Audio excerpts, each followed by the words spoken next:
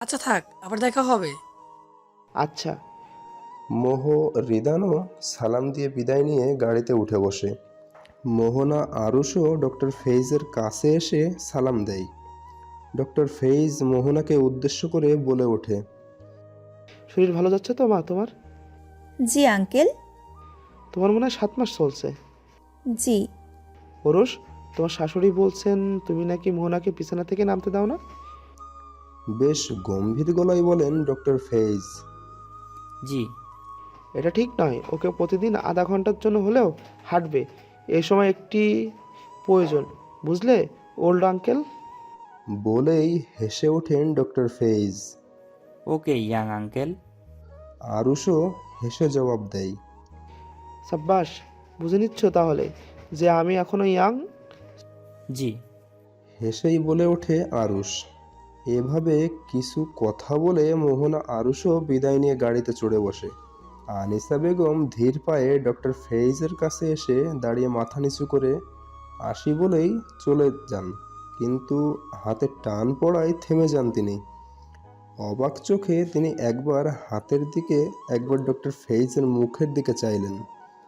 Doctor phase Anisa বেগমের এমন চাহনিতে অপ্রস্তুত হয়ে হাতটি ছেড়ে বলে ওঠেন, সরি। কিছু বলবেন কি? সেদিনের কথাগুলো নিয়ে ভেবে দেখেছিলেন। দেখুন, আমি আপনার সাথে পুরোপুরি একমাত্র সমাজ পরিবর্তনশীল, কিন্তু এই পরিবর্তন একদিন আসে নাই। যে সমাজে পরিবর্তন আনায় প্রথম অগ্রসর হয়, তা বিভিন্ন প্রতিকূলতা মুখোমুখি হতে হয়। আমার জীবনের সংগ্রাম কি কম ছিল যে নতুন একটাকে আমন্ত্রণ করব? আমি তো আপনার সাহসী ভেবেছিলাম, কিন্তু আপনি তো ভীতু। চেষ্টা না করে হার মেনে নিচ্ছেন। আনিসা ভীতু নয়, ভীতু এক মা যে নিজের সুখে নিজের সন্তানকে কষ্ট দিতে পারবে না। তার সুখের জন্য উঠানো কদর তার সন্তানের কষ্টর কারণ হবে, তা কি করে মেনে নিবে এক মা? আমি নিজে একাকিত্বটা হতে মুক্তির জন্য বিয়ে করলে এই সমাজ তা ভালো চোখে দেখবে না, নিবে না। সবার কাছে চরিত্রহীনে পরিণত হব, তাতে হয়তো তেমন কিছু যাবে আসবে না, কিন্তু আমার মেয়ে দুটি কি হবে? তাদের শ্বশুর বাড়িতে তাদেরকে কেমন চোখে দেখবে? কোনো নিশ্চয়তা আছে কি যে তাদের বিয়েটা আমার এমন কাজের জন্য ঠিক থাকবে? স্তব্ধ হয়ে গিয়েছেন ডক্টর ফেইজ। এমনটা তো ভেবে দেখেনি সে। আসলে এ এক মায়ের চিন্তা, ভালোবাসা সন্তানের প্রতি, যা ডক্টর ফেইজ চাইলেও অনুভব করতে পারবেন না। ডক্টর ফেইজের এমন নিস্তব্ধতা দেখে এক দীর্ঘশ্বাস ছেড়ে আনিসা বেগম ঠোঁটে একটু হাসি ফুটিয়ে বলে ওঠেন। আসি। বলেই এগিয়ে যান গাড়ির দিকে।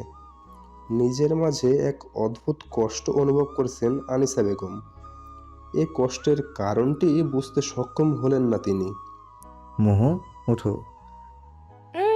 রিদান, আরেকটু ঘুমোতে দেন কটা বাজে খেয়াল আছে?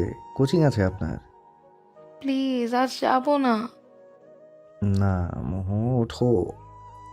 রিদানকে আরেকটু শক্ত করে জড়িয়ে ধরে মোহ। রিদানের বুকে নাক ঘষে সে আবারও ঘুমে মনোযোগ দেয়। রিদান মোহের কাজে অবাক। হঠাৎ মোহ ঘুমের মধ্যেই টের পাচ্ছে রিদান তার ঠোঁট নিজের আয়ত্তে নিয়ে নিয়েছে। মোহ বেশ বুঝতে পারছে তার ঘুম ভাঙতেই রিদান এমনটি করছে। তাই মোহ কোনো নড়াচড়া না করে চুপচাপ রিদানের স্পর্শ অনুভব করে চলেছে। বেশ অনেকটা সময় চুমু দেওয়ার পরও যখন মোহের দিক দিয়ে কোনো সাড়া শব্দ পায় না, তখন রিদান মোহের ঠোঁট কামড়ে বসিয়ে দেয়। মোহ সাথে সাথে চোখ বড় করে তাকায়, দেখে রিদান তার দিকেই তাকিয়ে আছে। রিদান তখনও ছাড়েনি মোহের ঠোঁট।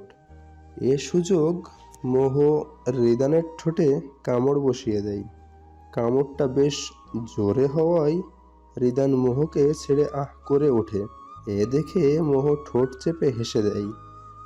এ দেখে রাগে রিদান আবারও মোহকে ধরতে আসছে। মোহ জলদি উঠে দৌড়ে ওয়াশরুমে ঢুকে যায়। মোহের অমন দৌড় দেখে রিদান রাগ ভুলে হেসে দেয়। মা, কি রাঁধছ? পরোটা, গরুর মাংস, ডাল, ভুনা, ডিম। এগুলো কি সকালের জন্য? অবাক হয়ে বলে ওঠে মোহনা। তো এত কিছু কেন? কই এত কিছু?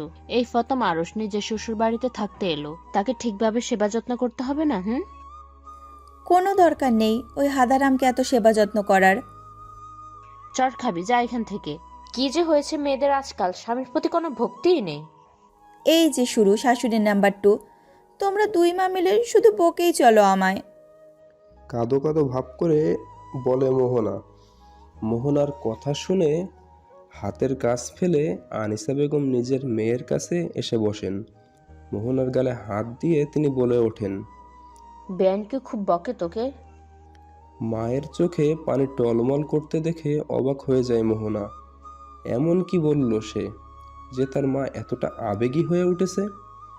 কাঁদছো কেন? আগে এটা বল, খুব বকে তোকে? না মা। সত্যি? হ্যাঁ, এখন বলো কাঁদছো কেন? এখন বুঝবি না।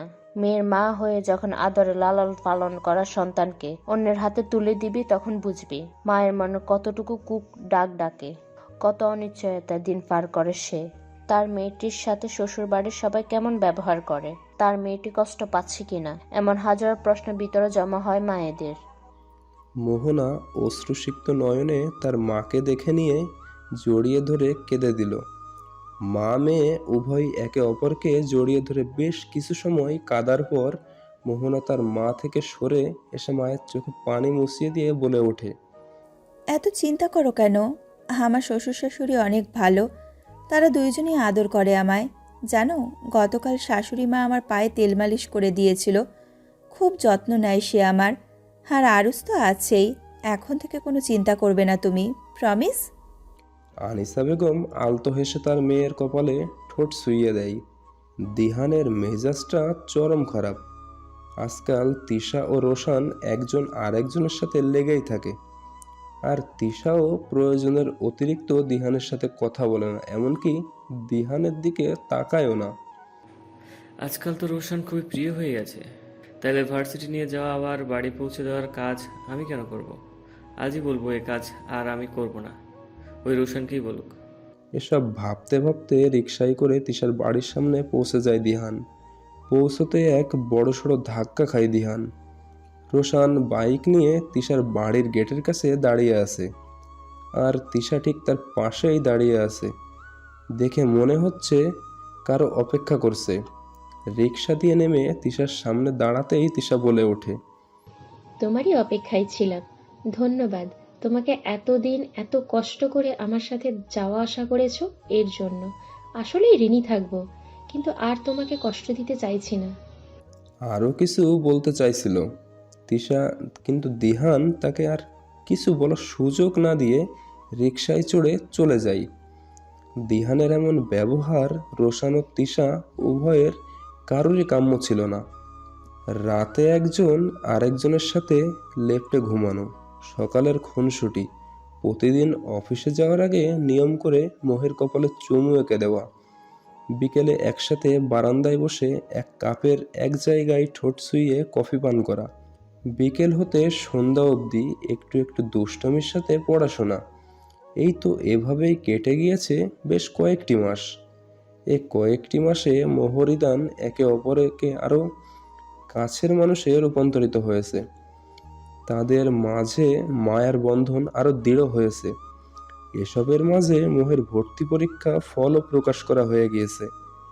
রিদানের সহযোগিতায় ও আল্লাহর ইচ্ছায় মোহ জগন্নাথ বিশ্ববিদ্যালয়ে সুযোগ পেয়েছে। রাতে আয়নার সামনে দাঁড়িয়ে চুল আঁচড়াচ্ছিল মোহ। ঠিক তখনই হঠাৎ কোমরে কারোর হাতের স্পর্শ পেয়ে মোহ আয়নার দিকে তাকায়। দেখে রিদান তার পেছনে দাঁড়িয়ে আয়নার মাধ্যমে চেয়ে আছে তার দিকে। মোহ আঁচড়ানো বন্ধ করে এক দৃষ্টিতে দেখে চলছে রিদানকে। রিদান আয়না দিয়ে মোহের চোখে চোখ রেখে বেশ কিছু সময় তাকিয়ে থাকবার পর মোহের হাত থেকে চিরুনিটা নিয়ে নিজেই যত্নের সাথে চুল আঁচড়ে দিচ্ছে। সে এতটাই ধীরে ধীরে আঁচড়াচ্ছে যে হয়তো আজ রাতটা এভাবেই পার হয়ে যাবে। অবশেষে অনেকটা সময় পার করার পর আঁচড়ানো শেষ হয় রিদানের। তারপর মোহ উঠে দাঁড়িয়ে চুলগুলো খোপা করবার জন্য চুলে হাত দিতেই তাকে থামিয়ে দেয় রিদান। খোলাই ভালো লাগে। এ কথার উত্তরে মোহ আলতো হেসে চুলটি খোলা রেখেই বারান্দার দিকে পা বাড়ায়। কিছুটা এগোতেই রিদান তার হাতটি ধরে বাধা দেয়। ছাদে যাবে? যাওয়া যায়। চলো তবে। উহুম, আপনি যান, আমি আসছি। কেন, একসাথেই চলো। প্লিজ। আচ্ছা। বলেই রিদান ছাদে যাওয়ার জন্য পা বাড়ায়। এদিকে মোহ মুচকি হেসে নিজের কাজে লেগে যায়। রিদান হঠাৎ নিজের বুকে কারো দুটি হাত স্পর্শ পেয়ে চমকে যায়। মোহ পেছন থেকে জড়িয়ে ধরছে তাকে। এটি বুঝতে পেরে আলতো হেসে মোহকে নিজের সামনে এনে দাঁড় করায় রিদান। মোহকে দেখে অবাক হয়ে যায় সে। মোহ লাল রঙের একটি শাড়ি পরেছে, ঠোঁটে সিঁদুর লাল রঙের লিপস্টিকও লাগিয়েছে, সেই সাথে চোখে হালকা কাজল। চুলগুলো খোলা, যা বাতাসে উড়ে চলেছে। রিদান মন্ত্রমুগ্ধের ন্যায় তাকিয়ে দেখছে তার বউকে। রিদানের এমন চাহনিতে লজ্জায় লাল হয়ে গিয়েছে মোহ, কিন্তু রিদানের এমনভাবে তাকিয়ে থাকাটাও ভালো লাগছে না তার। এত সাজগোজ তো তার মিস্টার হাজবেন্ডকে দেখানোর জন্যই করেছে সে। আজ পরিপূর্ণভাবে স্ত্রীর মর্যাদা নিয়েই দম নিবে মোহ।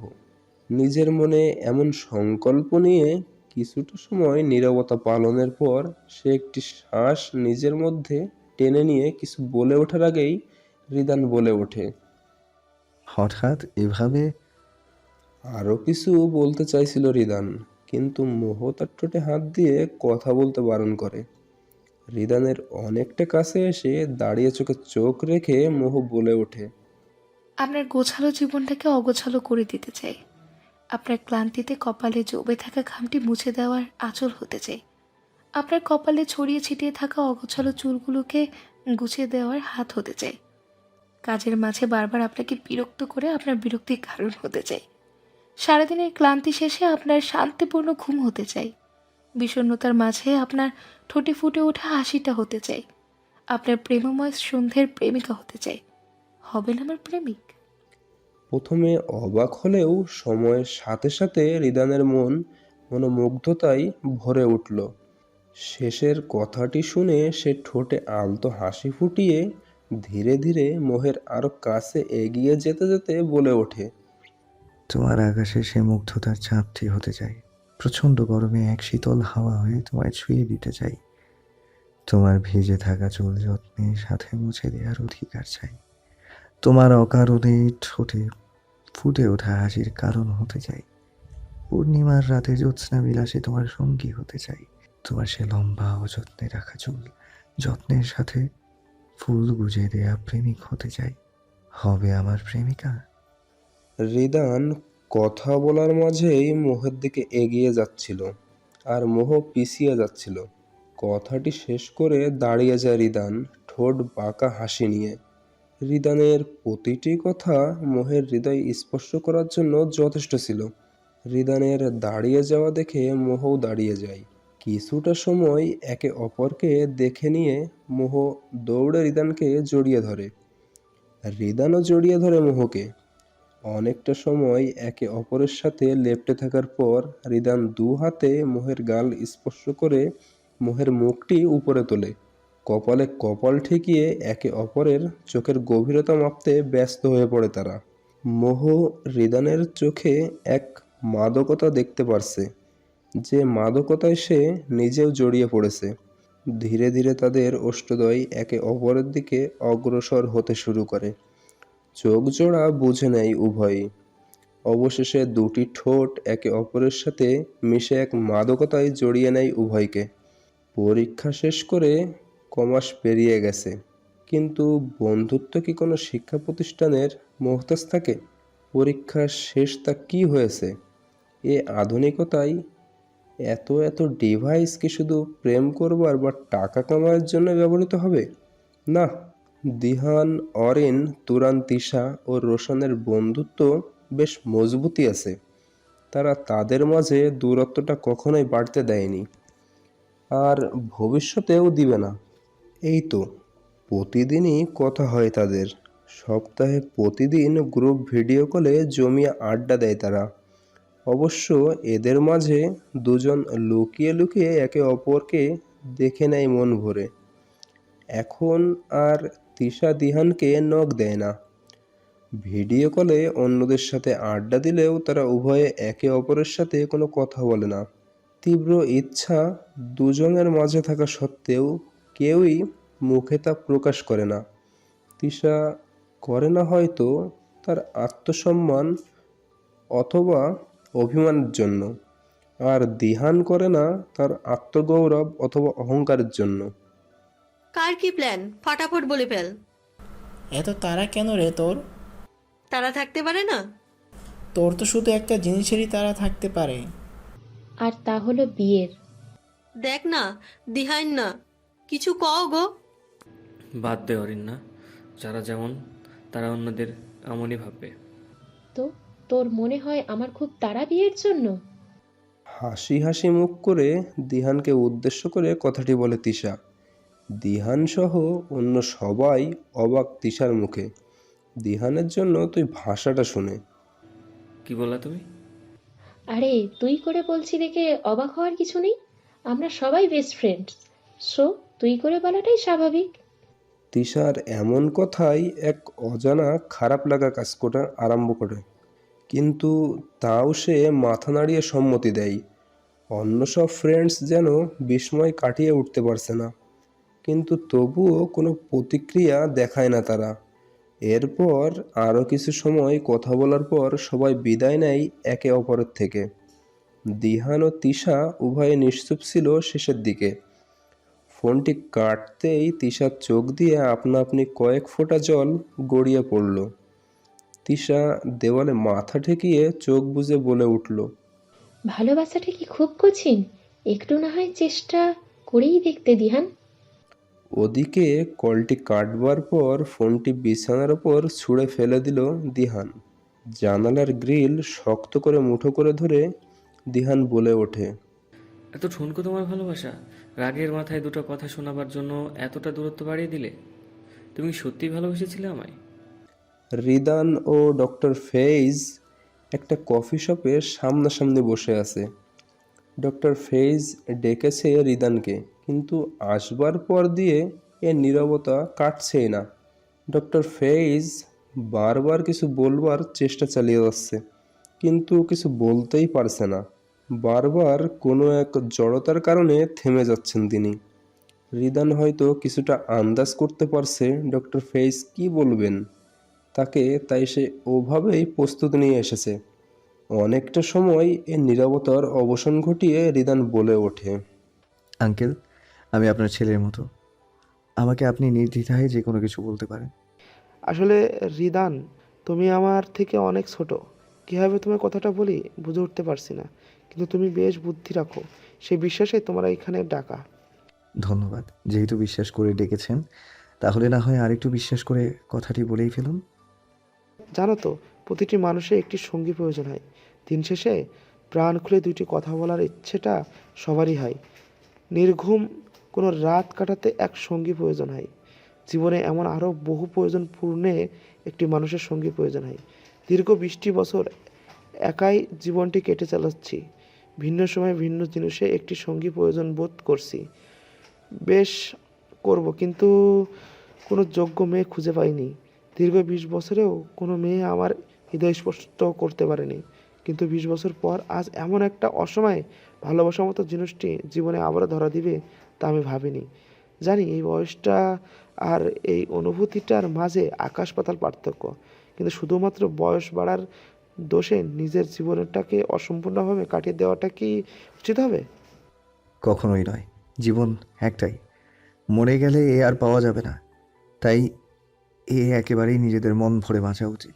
কোনো ইচ্ছাকৃত অসম্পূর্ণ রাখা উচিত নয়। কেন সমাজ ও অন্যের জন্য নিজের জীবনে কষ্টকে জায়গা করে দিব? আমি আনিশাকে জীবনসঙ্গী হিসেবে চাই। জানি সমাজের নজরে এটি খুবই আপত্তিকর, তবুও সমাজ ভুলে আমি একটি নির্ধারণ স্বীকার করি যে আমার এই অসম্পূর্ণ ও সঙ্গীহীন জীবনে আনিশাকে আমি সম্পূর্ণতা ও সঙ্গী হিসাবে চাই। আমার চাওয়াটা কি ভুল? উত্তরে একটি মুচকি হাসি দিয়ে রিদান তার সামনের টেবিলের দিকে তাকিয়ে ইশারা করতে মোহ ডক্টর ফেইজের পেছন থেকে বলে ওঠে, একদম ভুল নয় আঙ্কেল। কথাটি বলতে বলতেই মোহ এসে রিদানের পাশের চেয়ারটায় বসে পড়ে। ঠোঁটে হাসিটা লেগেই আছে তার। ডক্টর ফেইজ অবাক হয়ে মোহ ও রিদানের দিকে তাকিয়ে আছেন। রিদান ডক্টর ফেইজের এমন চাইনি দেখে একটু হাসি নিয়ে বলতে শুরু করে। ফেরারির বিয়ের দিনই আপনার অনুভূতি সম্পর্কে কিছুটা ধারণা হয়ে যায় আমার। তাই বাসায় এসে এ নিয়ে অনেকটা সময় ভাবি। আসলে মায়ের একাকিত্বটা কমানোর জন্যই তাকে আমরা আমাদের কাছে নিয়ে এসেছিলাম। কিন্তু এতে কি তার একাকিত্বটা কমেছে? না। আমরা আমাদের নিজের কাজে এতটাই ব্যস্ত থাকি যে মাকে তেমন সময়ই দেওয়া হয় না। এমনও অনেক দিন গিয়েছে যখন আমাদের সময় হয়নি মায়ের কাছে যাওয়ার। আর মাও হয়তো নিত্যদিন তার মেয়ের শ্বশুরবাড়ি যাওয়াটায় স্বস্তি বোধ করেন না। এটাই স্বাভাবিক। এভাবে মায়ের একাকিত্বটা আমরা কাটাতে পারবো না কখনোই।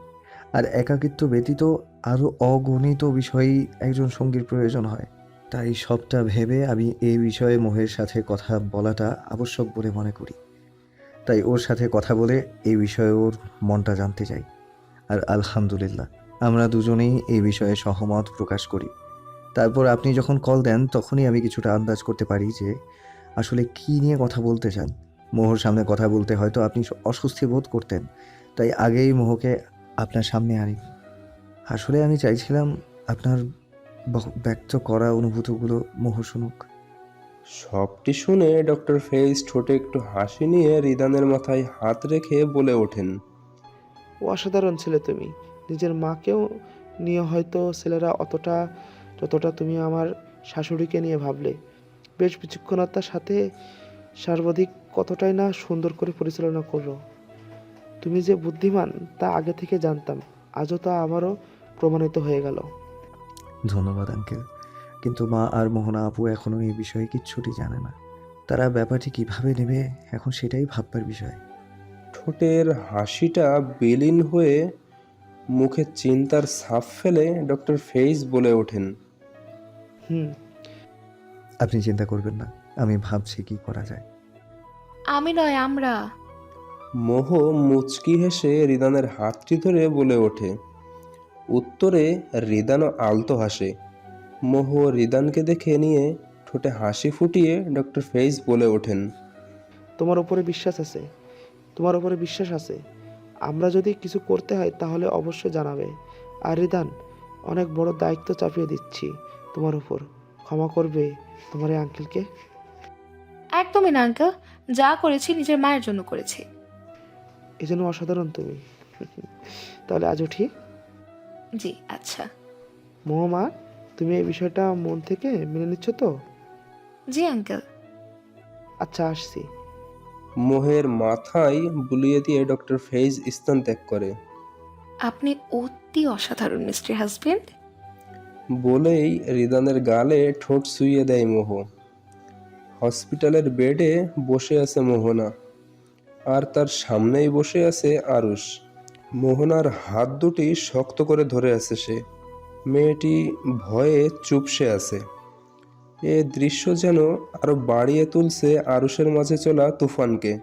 প্রিয়তমা স্ত্রীকে হারানোর ভয় বারবার চোখ জোড়া ভিজিয়ে তুলছে তার।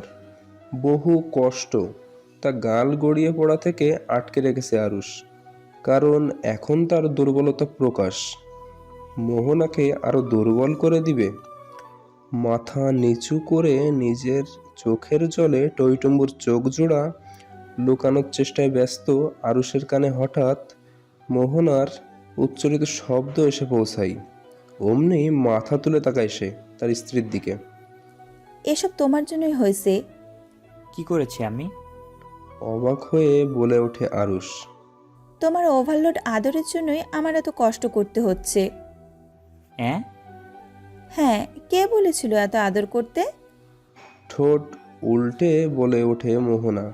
মোহনার এমন বাচ্চামি কণ্ঠে বলে ওঠা কথাটি শুনে ফিক করে হেসে দেয় আরুষ। তার চোখ দুটোতে জল টলমল করছে আর ঠোঁটে হাসি। আরুষের এমন চেহারার মায়া হচ্ছে মোহনার। সে আর দেরি না করে আরুষকে জড়িয়ে ধরে আরুষের বুকে মাথা রেখে বলে ওঠে। আমি আরও অনেকটা সময় চাই তোমার সাথে কাটাবার জন্য। আরও অনেক অনেক স্বপ্ন দেখতে চাই তোমার সাথে। আমি এখন মরতে চাই না আরুষ। বাজে বকো না, কিছু হবে না তোমার। তোমার কিছু হলে তোমার বাচ্চা পালবে কে?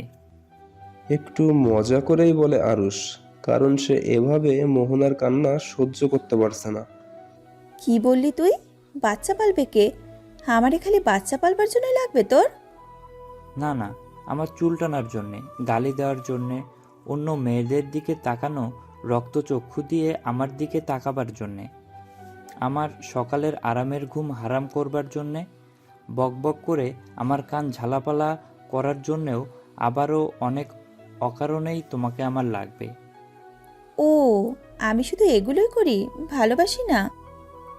বশত তোমার ঝগড়াটে শাশুড়ি মাকে, যে বকেই চলে আর তুমি শুনেই চলো, আর তাকেই ভালোবাসো। এদিকে আমি বেচারা বরটা এত ভালোবাসি, কিন্তু গালি ব্যতীত কিছুই পাই না। মন খারাপের ভান করে বলে আরুষ। মোহনা ঠোঁটে আলতো হাসি ফুটিয়ে বলে ওঠে, তোমাকে ভালোবাসি দেখেই মাকে ভালোবাসি। তোমাকে ভালোবাসি, তাই তোমার সাথে জড়িত সবটাই ভালোবাসি। ভালোবাসি।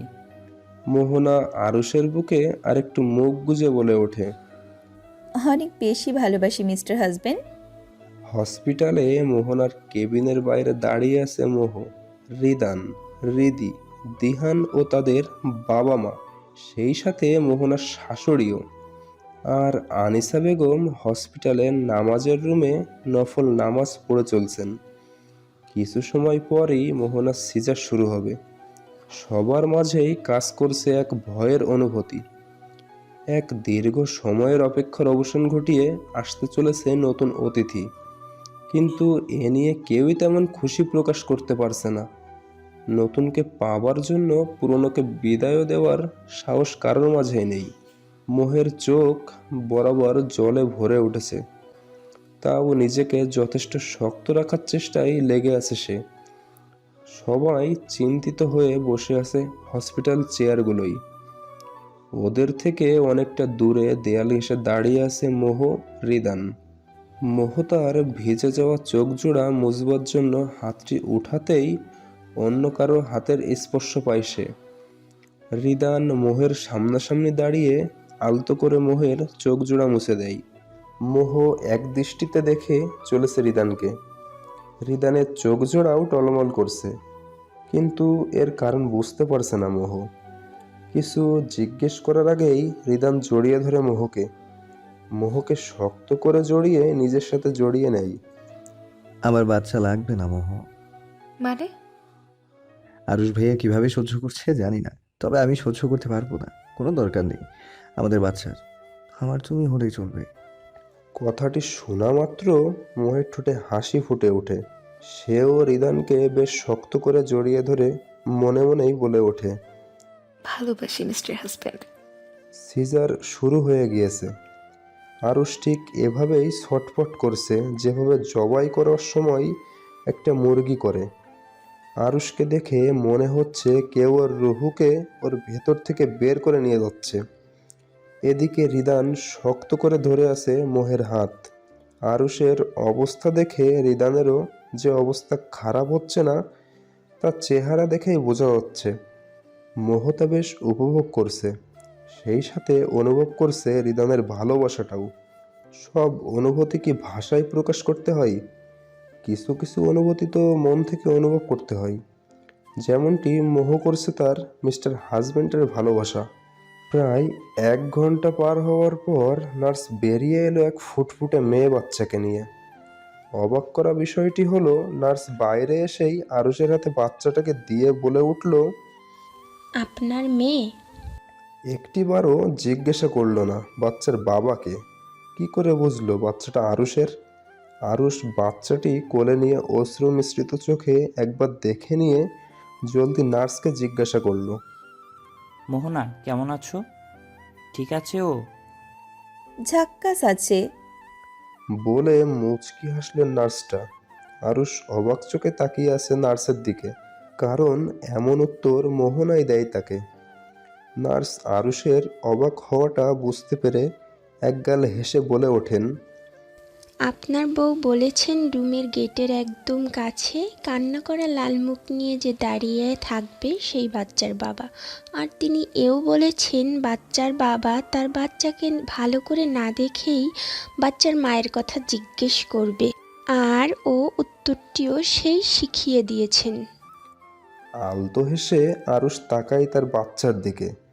বেশ কিছু সময় তাকিয়ে থাকার পর বাচ্চার কপালে নিজের ঠোঁট ছুঁইয়ে দেয়। এ এক অন্যরকম প্রশান্তি যা এক বাবাই অনুভব করতে পারে। একে একে সবাই বাচ্চাকে কোলে নিয়ে আদর দেয়।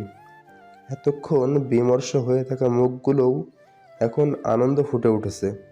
সবাই ব্যস্ত হয়ে পড়েছে বাচ্চাকে নিয়ে।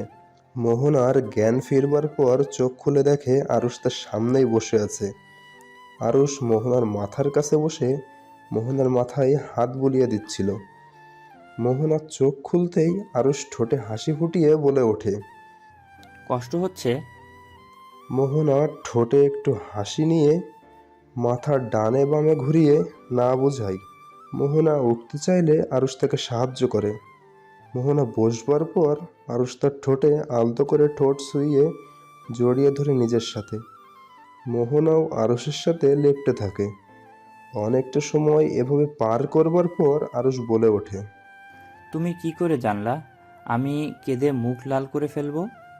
কারণ তুমি একটা কাঁদুনে। ঠোঁট চেপে হেসে বলে ওঠে মোহনা। আর বাবুকে না দেখেই তোমার কথা জিজ্ঞেস করব, তা কি করে বুঝলে?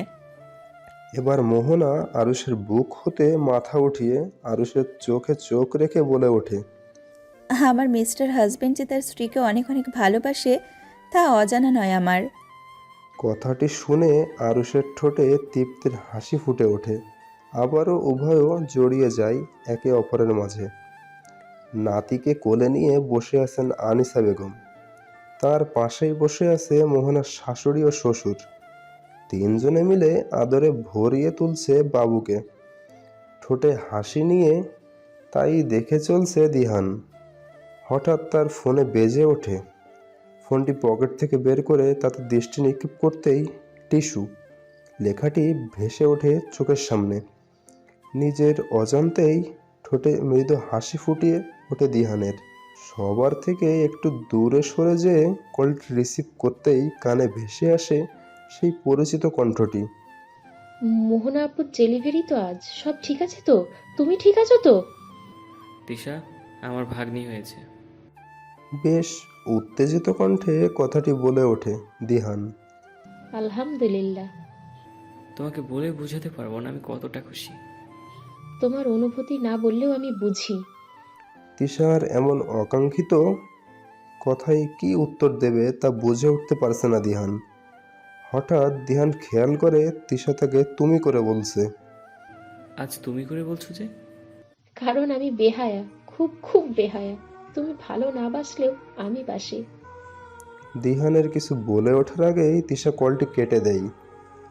দিহান কলটি কেটে যাওয়া বুঝতে পেরে ফোনটি নিজের দৃষ্টির সামনে এনে টিস্যু লেখাটির ওপর হাত বুলিয়ে আলতো হাসে। বাবুকে কোলে নিয়ে দাঁড়িয়ে আছে রিদি। বাবুর বিভিন্ন দুষ্টামির মাঝে তার মনে পড়ে মিহাদের কথা। ছেলেটির সাথে সকাল দিয়ে কথা হয়নি।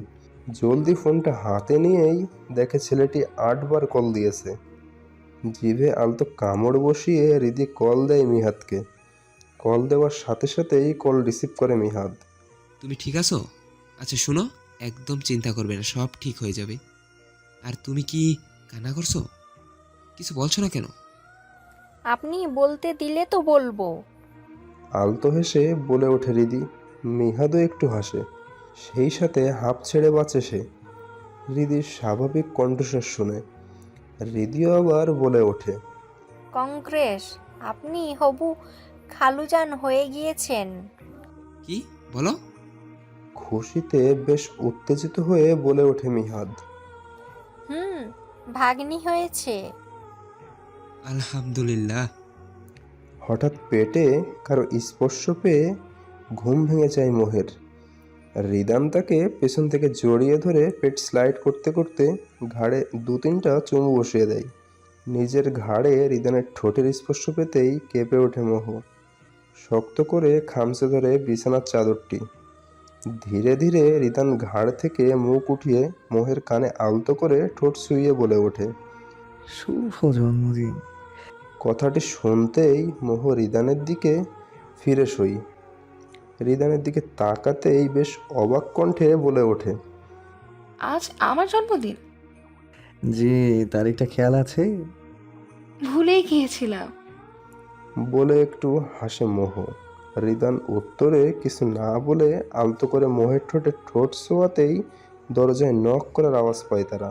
মুখে একরাশ বিরক্তি ফুটিয়ে বিছানা ছাড়ে রিদান। রিদানের হালে বেশ হাসি পাচ্ছে মোহের। ঠোঁটে চেপে হাসতে থাকে সে। দরজা খুলতেই আনিসা বেগম, তমা বেগম এবং রিয়াদ সাহেব রুমে প্রবেশ করে। আনিসা বেগমের হাতে নুডলস আর তমা বেগমের হাতে একটি কাপ চকলেট আইসক্রিম। এসে বসে পড়ে। রিদান ও তার বাবা পায়ের দিকটায় বসে। তারপর চারজন একসাথে বলে ওঠে, জন্মদিনের অনেক অনেক শুভেচ্ছা। মোহের চোখ মুখে খুশি ছেয়ে গিয়েছে। মোহ স্বপ্নেও ভাবেনি তার জন্মদিনটি সবাই এভাবে বিশেষ বানিয়ে দিবে। সকলের শুভেচ্ছা পেয়ে মোহ যেন তার খুশি ধরে রাখতে পারছে না। শুভেচ্ছা জানানোর পর প্রথমে আনিসা বেগম তার মোহকে খাইয়ে দেয় তার হাতের রান্না করা নুডলস। তারপর তমা বেগম মোহকে খাইয়ে দেয় তার হাতের তৈরি করা আইসক্রিম। দু মায়ের এতটা ভালোবাসা পেয়ে মোহের খুশিতে মোহের চোখে পানি জমে গিয়েছে। হাতের উল্টো পাশ দিয়ে চোখের পানিটা মুছে সে একে একে তার দু মাকেই জড়িয়ে ধরে। বড়দের থেকে অনেকটা দুয়া, আদর, ভালোবাসা পায় মোহ। নিজের ভাগ্যের ওপর নিজেরই হিংসে হচ্ছে তার। তার মতো এমন ভাগ্য কয়জন পায়? অনেকটা সময় চারজন মিলে গল্প করে। তারপর বড়রা সবাই মোহ রিদানের রুম ত্যাগ করে। বড়রা যেতেই জলদি রিদান রুমের দরজা লাগিয়ে বিছানায় এসে বসে ধীরে ধীরে এগিয়ে যেতে থাকে মোহনের দিকে। মোহের ঠোঁটে নিজের আয়ত্তে নিতেই যাবে, তখন মোহ হাত দিয়ে বাধা দেয়। রিদানের ঠোঁটে হাত রেখেই বলে ওঠে, নামাজ পড়তে হবে তো। কথাটি শোনা মাত্র রিদানের মুখ অসহায়ত্ব ফুটে ওঠে।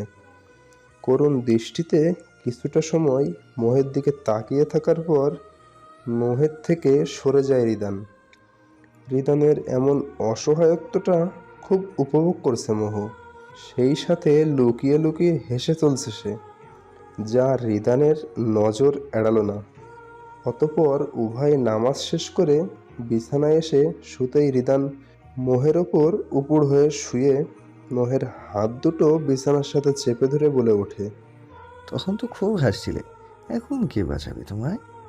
সব কিছু এতটা দ্রুত হলো যে মোহের কিছু বোধগম্য হলো না। তাও সে কিছু বলবার জন্য মুখ খুলতেই রিদান মোহের ঠোঁট নিজের আয়ত্তে নিয়ে নেয়। মোহের ঠোঁটের স্বাদ নিতে ব্যস্ত হয়ে পড়ে সে। কিছুটা সময় অতিবাহিত হতেই মোহও সাড়া দিতে শুরু করে। অবশেষে একে অপরের মাঝে হারিয়ে যায় তারা। সব বন্ধুরা মিলে দেখা করার পরিকল্পনা করে। সে অনুযায়ী সবাই উপস্থিত হলেও তিশা ও রোশানের দেখা মেলেনি এখন অবধি। প্রায় ৩৫ মিনিট পর দেখা পাওয়া যায় তিশা ও রোশানের। তারা একই সাথে এসেছে। রোশানের বাইকে তিশার আসাটা মোটেই ভালো লাগলো না দিহানের। তবুও কোনো প্রতিক্রিয়া দেখালো না সে। সব বন্ধুরা মিলে আড্ডায় মেতে উঠল। আড্ডা দেওয়ার মাঝেই বেশ কবার দিহান তাকিয়েছে তিশার দিকে। আর যতবারই তাকিয়েছে ততবারই মেজাজ খারাপ হয়েছে তার। কারণ রোশান বারবার কথার মাঝে তিশাকে স্পর্শ করছে। তিশা বারবার হাত সরিয়ে দিচ্ছে রোশানের। সেই সাথে বিরক্তিও প্রকাশ করছে, কিন্তু রোশান বন্ধু হওয়ায় হয়তো তিশা তেমন কিছু বলতে পারছে না তাকে। অনেকটা সময় এসব সহ্য করলেও আর সহ্য করতে পারল না দিহান, যখন দেখলো রোশান তিশার কোমরে হাত দিয়েছে। কিছু না বলেই উঠে যেয়ে নিজের সর্বশক্তি দিয়ে এক থাপ্পড় বসিয়ে দেয় দিহান রোশানের গালে। তাল সামলাতে না পেরে চেয়ার সহ উল্টে পড়ে যায় রোশান। আশেপাশের সবাই অবাক হয়ে তাকিয়ে আছে ওদের দিকে। দিহান এসবের পরোয়া না করে রোশনের শার্টের কলার ধরে ওকে দাঁড় করিয়ে বলে ওঠে, বলেছিলাম না তিশার থেকে দূরে থাকতে?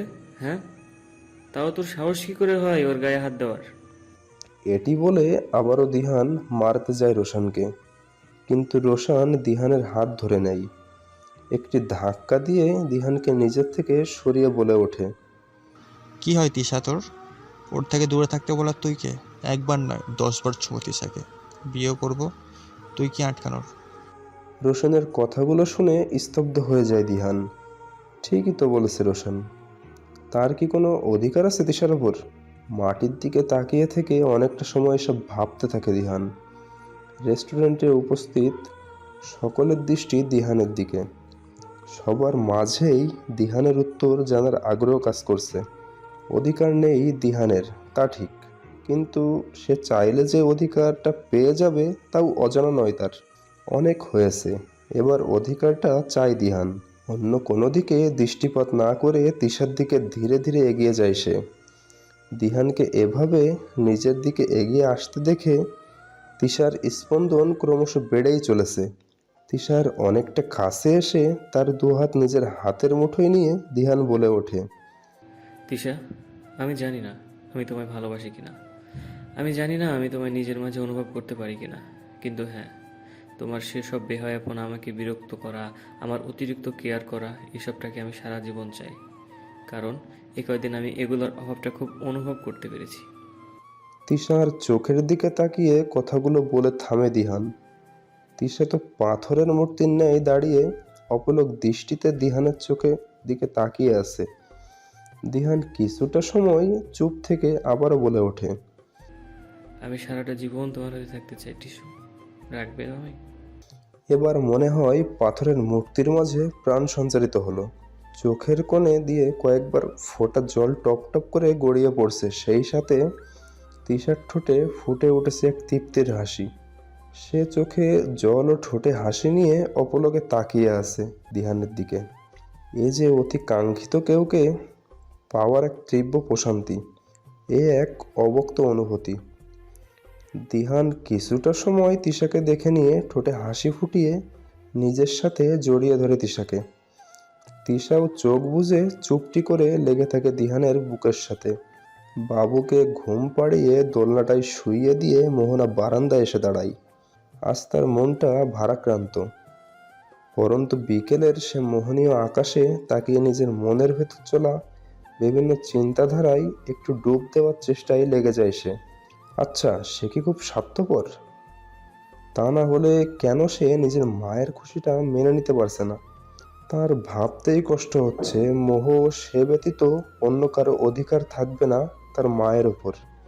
মোহনা যেন মানতেই পারছে না তার মায়ের ভালোবাসাটা অন্য কারোর সাথে ভাগ করতে হবে তার। হিংসে হচ্ছে ডক্টর ফেইসকে, খুব খুব হিংসে হচ্ছে, সেই সাথে রাগও। কেন ডক্টর ফেইস তার মায়ের ভালোবাসায় ভাগ পাততে এসেছে? কেন ওই লোকটি তার থেকে তার মাকে দূরে নিয়ে যেতে চাইছে? হ্যাঁ, ওই লোকটাকে বিয়ে করলে তো অনেকটা দূরত্ব বেড়ে যাবে মোহনাও তার মায়ের মাঝে, কারণ মা ও লোকটাকে নিয়ে ব্যস্ত হয়ে পড়বে। তখন কি মা এতটা ভাববে তাকে নিয়ে? নিজের অজান্তেই মোহনার চোখ দিয়ে এক ফোঁটা জল গড়িয়ে পড়ল। না, সে কোনোভাবেই মানতে পারছে না এটি। সে কখনোই তার মাকে ওই লোকটার সাথে সহ্য করতে পারবে না। বাবা যতই খারাপ হোক, সন্তানের হয়তো রাগ থাকতে পারে কিংবা দূরে থাকতে পারে, কিন্তু কখনোই নিজের মায়ের সাথে বাবা ব্যতীত অন্য পুরুষ সহ্য করতে পারে না। এটা মেনে নেওয়া খুব কষ্টের। ঠোঁট কামড়ে ধরে নীরবে নিজের চোখের জল বিসর্জন দিচ্ছে মোহনা। হঠাৎ নিজের পেটে কার হাতের স্পর্শ পেয়ে চমকে যায় মোহনা। জলদি নিজের চোখ দুটি মুছে নেয় সে। আরুষ এটি দেখেও কিছু না বলে মোহনার ঘাড়ে আলতো করে কয়েকটি চুমু দিতে দিতে ধীরে ধীরে উপরে উঠতে থাকে সে। মোহনার গালে দুটি চুমু দিয়ে সে বলে ওঠে, কাঁদবা ভালো কথা, কিন্তু আমায় বলে তো কাঁদতে পারো। মোহনা আরুষের কথাই অবাক হয়ে আরুষের দিকে ফিরে বলে ওঠে, মানে আমি কাঁদবো তাতে তোমার কিছু যায় আসে না? মোহনার কথা শুনে ঠোঁটে আলতো হাসি নিয়ে মোহনার কোমর জড়িয়ে ধরে নিজের সাথে একদম মিশিয়ে নেয় আরুষ। তারপর নাকে নাক লাগিয়ে বলে ওঠে, তা কখন বললাম? যদি আমায় বলে কাঁদতে তাহলে তোমার এই নাকটা জলের টুইটুম্পুর থাকতো না। তুমি কাঁদতে থাকতা আর আমি তোমার সামনে বসে থেকে তোমার নাকের পানি মুছে দিতাম। আরুষের কথাটি শুনে ফিক করে হেসে ওঠে মোহনা। হাসতে হাসতে বলে ওঠে, খাটাস একটা। উত্তরে আরুষ কিছু না বলে মোহনার কপালে চুমু বসিয়ে দেয়। তারপর বলে ওঠে, জানি তুমি কেন কেঁদেছিলে, মায়ের কথাটি ভেবে, তাই তো? হুম। নিচের দিকে তাকিয়ে বলে ওঠে মোহনা, মা তোমাদের জন্য নিজের জীবনের 12টি বছর একা পার করে দিয়েছে। তুমি কি চাইছো মা তার বাকি জীবনটাও এভাবে পার করে দিক? আমি কি খুব স্বার্থপর আরুষ? হুম, তুমি মাকে খুব বেশি ভালোবাসো, তাই জন্যে বিষয়টি মানতে পারছো না। কিন্তু আবেগ দিয়ে নয়, বিবেক দিয়ে ভাবতে হবে তোমায়। তোমার জন্য আমি তো আছি, কিন্তু মা খুব একা। তুমি আর মোহ থেকে নেই, তোমরা তোমাদের জীবন নিয়ে ব্যস্ত। একটি মানুষের খুব প্রয়োজন মার, তাকে আর ত্যাগ করতে দিও না। এখন তার জীবনে কিছু রং এনে দেওয়ার দায়িত্ব তোমাদের। সমাজ এটি মেনে নেবে? আর আব্বু আম্মু কি ব্যাপারটা মানবে?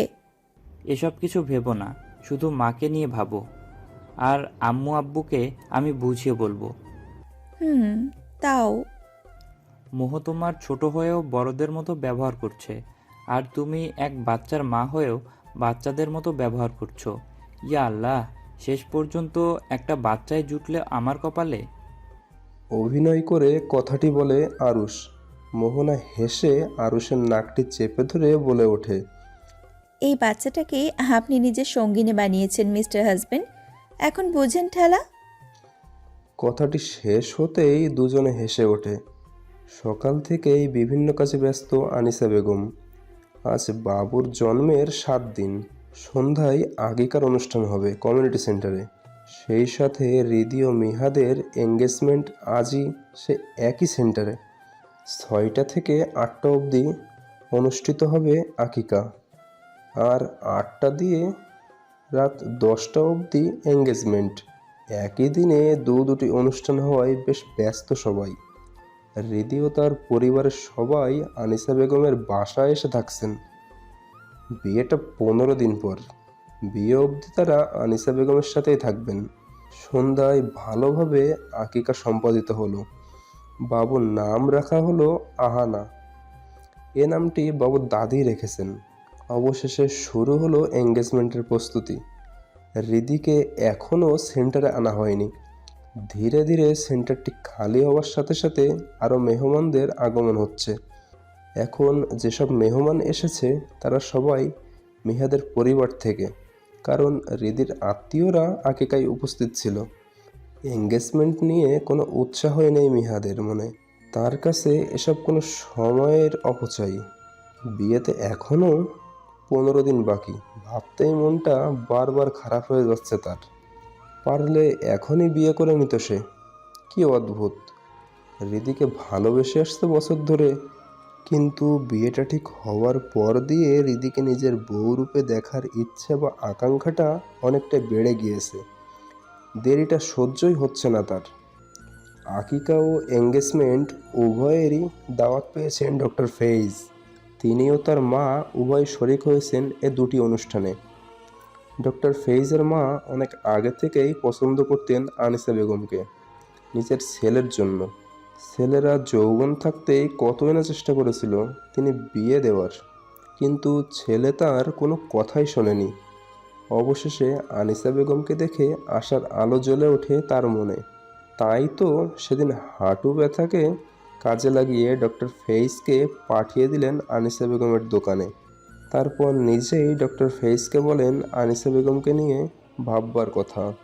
অনুষ্ঠান চলাকালীন সময়ে বেশ খানিকক্ষণ কথা হয় আনিসা বেগম ও ডক্টর ফেইজের, কিন্তুটা শুধু আনুষ্ঠানিকতা রক্ষার্থেই হয়তো বলেছেন আনিসা বেগম। ডক্টর ফেইজ খেয়াল করলেন আনিসা বেগম তাকে যথেষ্ট এড়িয়ে চলছেন। এতে বেশ মন খারাপ হয় ডক্টর ফেইজের। অন্যদিকে আনিসা বেগম খেয়াল করেছেন রিদান ও আরুষ বেশ খবরদারি করছে ডক্টর ফেইজ ও তার মায়ের। মোহ ও ডক্টর ফেইজের সাথে অনেকটা সময় গল্প করেছে। এ সবই বেশ সন্দেহজনক মনে হচ্ছে আনিসা বেগমের কাছে। একটি বাইরের মানুষকে নিয়ে এতটা কেন মাতামাতি করছে সবাই? আয়নার সামনে দাঁড়িয়ে তৈরি হচ্ছিল মোহ। হঠাৎ ঘাড়ে কারো গরম নিঃশ্বাস অনুভব করাই থেমে যায় সে। রিদান ধীরে ধীরে মোহের পেটে হাত রেখে পেছন থেকে জড়িয়ে ধরে তাকে। ঘাড়ে নাক ডলতে ডলতে কানের পেছন দিকটাই চুমু বসিয়ে দেয় রিদান। মোহের পুরো শরীরে যেন বিদ্যুৎ বয়ে গেল। সে পিছনে ফিরে শক্ত করে জড়িয়ে ধরল রিদানকে। রিদান একটু হেসে মোহের পিঠ থেকে চুল সরিয়ে ধীরে ধীরে মোহের পিঠে নিজের হাতের স্পর্শ এঁকে দেওয়া শুরু করে। খানিকটা সময় এভাবে চলার পর মোহ রিদানের বুকে মাথা রেখে কাঁপা কাঁপা গলায় বলে ওঠে, দেরি হয়ে যাচ্ছে। হোক। ঠিক এমন সময় মোহের শাশুড়ি চেঁচিয়ে মোহকে ডেকে ওঠে। মায়ের আওয়াজ কানে আসতেই রিদান ঝট করে ছেড়ে দেয় মোহকে। এ দেখে বেশ হাসি আসে মোহের। সে ঠোঁট চেপে হেসে এগিয়ে যায় নিজের শাশুড়ির রুমের দিকে। এদিকে রিদান তার মাথা চুলকে হেসে ওঠে। শাশুড়ির রুমে আসতেই মোহের চোখে পড়ে বিছানার বেশ কটি শাড়ি বের করে রাখা হয়েছে। মোহ রুমে আসতেই তমা বেগম বলে ওঠেন, দেখ তো মোহ, দিদির বিয়েতে কোনটা পরলে মানাবে আমায়? মোহ ঠোঁটে হাসি ঝুলিয়ে শাড়িগুলো দেখা আরম্ভ করে। দেখার মাঝেই মোহর চোখ যায় রিয়াদ সাহেবের দিকে। তিনি মুখটি বাংলার 5-এর মতো করে বসে আছেন। তাকে উদ্দেশ্য করে মোহ বলে উঠল, বাবা আপনিও আসেন, আমরা দুজন মিলেই না হয় মায়ের শাড়ি পছন্দ করে দিই। রিয়াদ সাহেবের কিছু বলার আগেই তমা বেগম বলে ওঠেন, আরে রাখ তো, ওর যা পছন্দ তারপরে আর বিয়েতে যাওয়া সম্ভব হবে না। বুঝলে মোহমা, তোমার শাশুড়ি ভুলে যাচ্ছেন যে তিনি নিজেও আমার পছন্দের। আসলে পছন্দই খারাপ আমার, তা না হলে। আর কিছু বলতে পারেন না রিয়াদ সাহেব। তমা বেগম অগ্নিদৃষ্টিতে তাকিয়ে আছেন তার দিকে। এ দেখে একটু ঢোক গিলে ওয়াশরুমে ঢুকে যান তিনি। এসব দেখে বেশ হাসি পায় মোহের। তাও হাসি চাপিয়ে একটি শাড়ি পছন্দ করে দেয় সে তার শাশুড়িকে। সেন্টারের সব কাজ ঠিকঠাকভাবে হচ্ছে কিনা তাই তদারকি করছে দিহান। কাজের মাঝেই হঠাৎ নিজের কলারে টান অনুভব করে সে। তিশা তার কলার টেনে ধরে সবার দৃষ্টির আড়ালে নিয়ে আসে। তিশাকে দেখে দিহানের যেন স্পন্দন থেমে যাচ্ছে। অসম্ভব সুন্দর লাগছে তিশাকে। মেয়েটি লাল রঙের শাড়ি পরেছে, সেই সাথে লাল রঙের সাদা পাথর বসানো হিজাব, মুখে স্মুথ মেকআপ। দিহান অপলক দৃষ্টিতে তাকিয়ে আছে। এদিকে তিশাও বেশ কিছু সময় দিহানের দিকে তাকিয়ে থাকার পর নিজের দুহাত দিয়ে দিহানের গলা জড়িয়ে ধরে বলে ওঠে, হাই মে মার যাওয়া। কি? উত্তরে তিশা একটু হেসে বলে ওঠে, তোমারে দেখলেই মনে কয় তোমার কোলে আমার পোলাপান বইয়া আব্বা আব্বা কয়। সুর দিয়ে গানের মতো করে কথাটি বলে তিশা। এদিকে তিশার এমন উক্তি শুনে কাশি শুরু হয়ে যায় দিহানের। এটি দেখে তিশার হাসির বেগ আরও বেড়ে যায়। আর দিহান কাশি থামিয়ে তিশার হাসি মন্ত্রমুগ্ধের মতো দেখতে আরম্ভ করে। দিহানকে এভাবে তাকিয়ে থাকতে দেখে হাসি থামিয়ে তিশা আবারও দিহানের গলা জড়িয়ে ধরে। চোখ রেখে বলে, চলো না আজই বিয়ে করে নিই। কেন? এক ভুরু উঁচু করে প্রশ্নটি করে দিহান। উত্তরে তিশা কিছু বলে না। টুপ করে দিহানের নাকে চুমু বসিয়ে দৌড় দেয়। কিছুটা দূরে যেয়ে পেছন ফিরে বলে ওঠে, এটাই আর গুনাহ হতো না তাহলে। তিশার দিকে তাকিয়ে নাকে হাত দিয়েই হেসে ওঠে দিহান। অবশেষে এলো সে বিশেষ বেলা। অনেক সাধনার পরেই তো আজ মিহাদ পেতে চলেছে তার প্রিয়সাকে। কত প্রতীক্ষার পর যে সে এদিনটার দেখা পেল সেটা শুধু সেই জানে। ঠিক তার সামনেই বসে আছে তার ভালোবাসা, যাকে শুধু 3টি বার কবুল বলেই নিজের স্ত্রী হিসেবে পেয়ে যাবে মিহাদ। অপলক দৃষ্টিতে দেখে চলেছে সে হৃদিকে। তার মাঝেই মিহাদের কানে আসে, কিন্তু মিহাদ বলতে পারছে না। একরাশ অনুভূতি জড়সড় হয়ে আছে তার মাঝে। কথাগুলো গলায় আটকে যাচ্ছে বারে বার। চোখটাও ছলছল করছে। এদিকে সবাই চিন্তায় পড়ে গেল মিহাদের কবুল না বলাই। কেউ বুঝে উঠতে পারছে না কেন মিহাদ কবুল বলছে না। মিহাদের এভাবে কবুল না বলাই হৃদির মাঝেও ভয় কাজ করছে। সে ছলছল নয়নে তাকিয়ে থাকে মিহাদের দিকে। অবশেষে এক লম্বা শ্বাস নিয়ে মিহাদ এক নিঃশ্বাসে বলে ওঠে, কবুল, কবুল, কবুল। ব্যাস, এতেই সবাই যেন হাঁপ ছেড়ে বাঁচল। সেই সাথে সবাই হাততালি দিল। হৃদিও কেঁদে কেঁদে চেহারায় হাসি ফুটে উঠল। বিয়ে সম্পন্ন হওয়ার পর সবার খাবার পর্বটাও যখন শেষ, অর্থাৎ বিদায় বেলায়, মোহ, রিদান, আনিসা বেগম হাত ধরে এবং মোহনা আরুষ ডক্টর ফেইজের হাত ধরে বরকনের স্টেজে নিয়ে গেলেন। মাইক হাতে নিয়ে মোহনা বলে উঠল, আজ আপনাদের সবার সাথে আমাদের একটি খুশি ভাগ করে নিতে চাই। মোহনা কথাটি শেষ করে মাইকটি মোহকে দেয়। তারপর মোহ বলতে আরম্ভ করে, আমাদের মা আমাদের কথা এবং এই সমাজের কথা চিন্তা করে নিজের জীবনের 12টি বছর নষ্ট করেছে, আর এখনো করতে চাইছে, কিন্তু সন্তান হয় আমরা তাকে এটি করতে দিতে পারি না। তারপর মোহ মাইকটি রিদানের কাছে দেয়। আমরা তার নিঃসঙ্গ জীবনে একটি সঙ্গী এনে দিতে চাই, তার বেরং জীবনে রং ভরে দিতে চাই। তারপর রিদান মাইকটি আরুষের কাছে দেয় এবং আরুষ বলতে আরম্ভ করে, ইনি হলেন ডক্টর ফেইজ, যাকে আমরা আমাদের মায়ের জন্য যোগ্য হিসেবে নির্বাচন করেছি এবং নিজেদের বাবা হিসেবেও। তারপর মোহরিদান, মোহনা, আরুষ চারজন মাইকের কাছে এসে বলে ওঠে, আশা করি আপনারা সবাই দোয়া করবেন। উপস্থিত সবাই নিস্তব্ধ হয়ে আছে, কেউ কিছুই বলছে না, কিন্তু একে অপরের দিকে চাওয়াচাই করছে। এদিকে আনিসা বেগম যেন পাথর হয়ে গিয়েছেন, বিন্দু পরিমাণ নড়াচড়া করছেন না তিনি। তার চেহারায় কোনো অনুভূতির ছাপ। নিস্তব্ধ পরিবেশটায় ধীরে ধীরে মৃদু আওয়াজের উৎপত্তি শোনা যাচ্ছে। কথাগুলো এমন যে, বুড়ো বয়সে ভীমরতিতে ধরছে, দুই মাইয়া বিয়ে দিয়ে এখন নিজের বিয়ের শখ জাগছে। আরে দেহ গিয়া, বুড়ো বয়সে আবার শরীরের জ্বালা বাড়ছে নি। দেখছ, বুড়ো বয়সেই না জানি জুয়ানকালে কার কার লগে শরীরের খিদে মিটেছে। ব্যাস আর শুনতে পারলেন না আনিসা বেগম। এগিয়ে গেলেন সে নিজের মেয়েদের দিকে। এদিকে মোহ ও মোহনার চোখ দিয়ে জল গড়িয়ে পড়ছে। তারা ভাবতেই পারেনি তাদের এসব কথা শুনতে হবে। তারা যেন কিছু বলার ভাষাই হারিয়ে ফেলেছে। হঠাৎ নিজের মাকে নিজের দিকে এগিয়ে আসতে দেখে সেদিকে দৃষ্টি স্থির করে তারা। আনিসা বেগম এগিয়ে এসেই ঠাস ঠাস করে দুজনের গালে চড় বসিয়ে দেন। তারপর চোখে জল নিয়ে বলে ওঠেন, অনেক বড় হয়ে গিয়েছ, মায়েরও মা হতে চাচ্ছ তোমরা। এই বিষয়টি আলাদাভাবে জানানো গেল না আমার। এই সমাজ নিয়ে ধারণা রাখ না, দেখি এমন কি করেছো তোমরা। কি ভেবেছো এভাবে সবাইকে বলবো আর সবাই আমাকে সমর্থন করবে? জীবনটাকে এত সহজ পাবো তোমরা? আসলে আমারই ভুল, আমি ব্যর্থ হয়েছি তোমাদের বাস্তবতা জ্ঞান দিতে। বলেই চলে যাচ্ছিলেন আনিসা বেগম, কিন্তু হঠাৎ এক শব্দ কানে আসায় থেমে যান তিনি। ডক্টর ফেইজ মাইক হাতে বলে ওঠেন, দাঁড়ান আনিশা, এই সমাজের খুব ভয় আপনার। সমাজে সবার কাছে ভালো হওয়াটা কি মূল লক্ষ্য আপনার?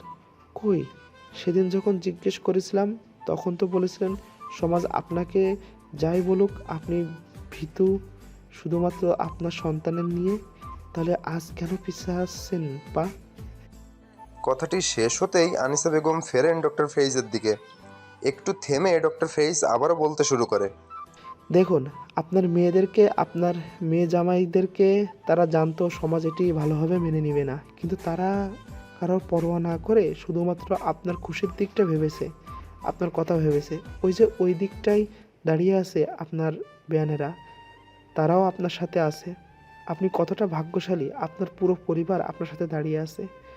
আমার সবাই আপনার হয়ে এই সমাজের বিরুদ্ধে লড়তে প্রস্তুত, কিন্তু আপনি ভীতুদের মতো পালায়ন করতে চাইছেন। তাই আফসোস সাথে বলতে হচ্ছে, বড় অভাগী আপনি। কথাটি শেষ করে মাইকটি রেখে চোখের জলটি মুছে নিয়ে স্টেজ থেকে যেই নামতে যাবে তখনই বাধা পায় ডক্টর ফেইজ। পেছনে ফিরে দেখেন আনিসা বেগম তার হাতটি ধরে আছেন। আনিসা বেগম ডক্টর ফেইজের হাত ধরে স্টেজে নিয়ে এসে মাইকটি নিয়ে বলে ওঠে, সমাজটা আসলে গঠিত হয় সমাজে বসবাসরত মানুষদের নিয়ে। আমাদের বাঙালি সমাজটি বড়ই কুৎসিত। কারণটি জানেন কি? কারণ হলো আমাদের সমাজে বসবাসরত আপনাদের মতো নিচু মন মানসিকতার মানুষ, যারা অন্যের ক্ষতিটা দেখতে পারে না, কোনো মানুষকে উৎসাহিত করতে পারে না, সব বিষয় নোংরা নজরে দেখে। আচ্ছা, সেসব মানুষদের জন্য আমাদের সমাজটা আজ কুৎসিত। এতদিন সমাজের ভয়ে দমে থাকলেও আর না, কারণ আমার সাথে আমার পরিবার আছে। আমার পরিবার আমার জন্য লড়তেও প্রস্তুত, তবে আমি কেন পিছপা হব? নিজের লড়াই নিজে লড়তে হবে, পরিবার তো সহযোগিতা মাত্র। আমার সন্তান যখন এতই সাহস দেখিয়েছে, তবে লড়বে তাদের মা, আপনাদের মতন মানুষদের কটু কথা বিরুদ্ধে। আর ফাইজকে আমি বিয়ে করব। কথাটি বলে মাইকটি রেখে আনিসা বেগম এগিয়ে যান তার মেয়েদের কাছে। দু মেয়ের গালে দুটো চুমু দিয়ে তিনি বলে ওঠেন, সমাজের মানুষের কটু কথার ভয় দেখতে পাইনি। আমার পুরো পরিবার আমাকে কতটা ভালোবাসে, আমাকে নিয়ে কতটাই ভাবে। ভাগ্যবতী, এমন 4 ছেলে মেয়ের মা হতে পেরেছি, এমন সম্বন্ধই পেয়েছি। এখন আর সমাজের ভয় নেই আমার। মাফ করবি না তোদের মাকে? মোহ ও মোহনা উভয় তার মাকে জড়িয়ে ধরেন। রিদান আর আরুষ পাশ থেকেই বলে ওঠে, আমরা তো আর কারো ছেলে নই। আনিসা বেগম তার মেয়েদের ছেড়ে এগিয়ে গিয়ে রিদান ও আরুষকে জড়িয়ে ধরেন। সেই ফাঁকে মোহ ও মোহনা গিয়ে ডক্টর ফেইজকে আনিসা বেগমের পাশে দাঁড় করিয়ে বলে ওঠে, এখন থেকে আমাদের মায়ের সাথে বাবাও আছে। ডক্টর ফেইজ ঠোঁটে হাসি ফুটিয়ে জড়িয়ে নেন মোহ ও মোহনাকে। আসলে পরিবার সাথে থাকলে আর কাউকেই লাগে না। সমাজের মানুষ তাদের নোংরা মানসিকতার পরিচয় দিলেও পরিবার পাশে থাকলে যে কোনো অসম্ভবকে সম্ভব করা যায়। তাই সমাজের কথা না ভেবে নিজেকে নিয়ে ভাবুন এবং নিজেদের নিয়ে ভাবুন।